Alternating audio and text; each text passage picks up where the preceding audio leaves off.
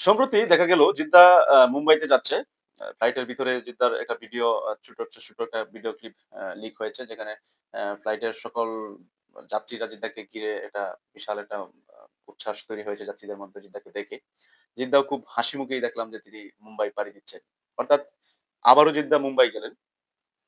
অনেকদিন আগে থেকেই আমরা গুঞ্জন শুনতে পাচ্ছি যে জিদ্দা বলিউডের কোন প্রজেক্টে কাজ করতে চলেছেন। 'টাকি দ্য বেঙ্গল চ্যাপ্টার' এর পরে জিদ্দাকে নিয়ে এই রিমোটটা কিছুদিন পরই উঠে। এবারও কিছুদিন আগে আরো একটি রিউমার উঠেছিল এবং আমরা জানতে পেরেছি যে জিদ্দা মুম্বাইতে ফ্ল্যাট কিনেছেন। অর্থাৎ জিদ্দার খুব ঘন মুম্বাইতে যাওয়া হচ্ছে। তো এবারেও ঠিক সেটাই ধারণা করা যাচ্ছে যে জিদ্দা কোনো এক গুরুত্বপূর্ণ কাজেই হয়তো মুম্বাই যাচ্ছেন। তিনি খুব হাসি মুখে ফুরফুরে মেজাজেই কিন্তু মুম্বাই যাচ্ছেন। জিদ্দার দিকে মুম্বাই চলে গেলেন। অন্যদিকে রানা সরকার বসে আছে অধীর আগ্রহ নিয়ে যে তার করা যে নোংরা পোস্ট গুলো তার ফেসবুক পেজে, এই পোস্ট গুলোর রিপ্লে কখন জিদ্দা দিবে? জিদ্দা কখন তাকে একটু অ্যাটেনশন দিবে? এটা খুবই দুঃখজনক রানা সরকারের জন্য।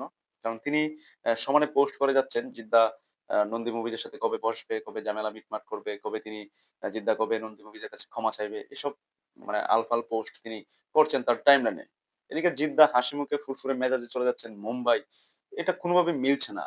তো এই যে ঝামেলার কথা নন্দী মুভিজের সাথে যেটা নিয়ে এই রানা সরকার এত পাল পাড়তেছে, এত লাফালাফি করতেছে। তো কোন ঝামেলা আছে বলে তো মনে হচ্ছে না। আর তার এই পোস্ট গুলো আ সে চাচ্ছে জিদ্দা এগুলো নিয়ে কথা বলুক। জিদ্দা এদিকে চলে যাচ্ছে মুম্বাই। তাহলে এটা কেমনে কি হবে? এটা খুবই দুঃখজনক রানা সরকারের কাছে। যাই হোক রানা বাবু আপনি পোস্ট করেন, আরো পোস্ট করেন।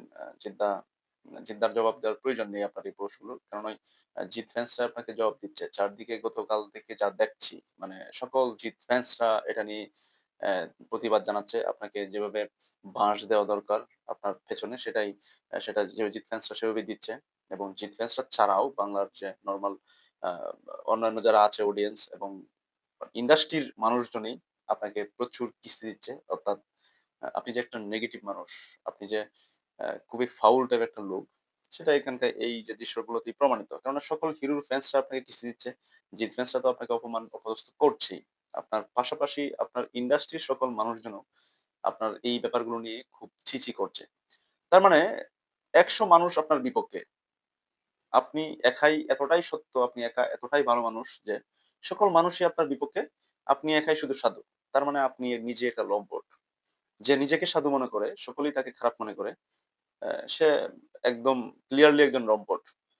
আপনিও সেটাই। যাই হোক, আ খুবই মজা পাচ্ছি আপনার সাথে এই যে কন্ট্রোভার্সি জিত ফ্যান্সদের, খুবই মজা পাচ্ছি। আপনি চালিয়ে যান। অন্যদিকে আমরা সকলেই জানি যে জিদ্দার 'চেঙ্গিজ' সিনেমাটা আজ থেকে ৩ বছর আগে অর্থাৎ ২০২৩ সালে মুক্তি পেয়েছিল এই সময়টাতে জিদ্দার 'চেঙ্গিজ' সিনেমাটা। এই সিনেমাটা ৩ বছর পূর্ণ হতে চলেছে। বাংলার ১ম প্যান ইন্ডিয়া সিনেমা। এই সিনেমাটা এখন পর্যন্ত ওল্ড রিলিজ হয়নি। এই নিয়ে আমরা বাংলাদেশি জিত ফ্যান্সদের মধ্যে বিশাল একটা বিশাল একটা কষ্টের ব্যাপার রয়েছে যে আমরা এখনো এই সিনেমাটার মাস্টার প্রিন্ট দেখতে পাইনি। এখনো এই সিনেমাটাকে কিন্তু ভালো প্রিন্ট আমরা দেখতে পাইনি। এটা খুবই দুঃখজনক। এত বছর হয়ে গেল, ৩ টা বছর হয়ে গেল। এখন পর্যন্ত এই সিনেমাটা ওটিটি রিলিজ করতে পারেনি গ্রাসরুট জিদ্দা। এই ব্যাপারটা নিয়ে গ্রাসরুটের ভাবা উচিত, জিদ্দারও ভাবা উচিত। কারণ এই বিষয়টা নিয়ে আ অনেক সমালোচনা হচ্ছে। এখন এই মুহূর্তে এই বিষয়টা খুবই এক্সেস হয়ে গিয়েছে। কেন নয়? এত লং টাইম এত দীর্ঘ সময় সিনেমাটা ওটিটিতে সেল করতে পারছে না। এটা একটা পর্যায়ে এসে কিন্তু এটা জিদ্দা এবং জিদ্দার গ্রাসরুট কিন্তু প্রশ্নের মুখোমুখি হচ্ছে। আমরা জিত ফ্যান্সরাও কিন্তু এটা লজ্জাবোধই করছি। তো এই ব্যাপারটা খুব দ্রুত সমাধান করা উচিত গ্রাসরুটের। আজকে এই পর্যন্তই। সবাই ভালো থাকুন, সুস্থ থাকুন। আমার চ্যানেলটাতে যারা নতুন সবাই চ্যানেলটাতে সাবস্ক্রাইব করে দিবেন এবং আশা করি আমার পাশে থাকবেন। আমি সবসময় জিদ্দাকে নিয়ে আছি। ধন্যবাদ সবাইকে।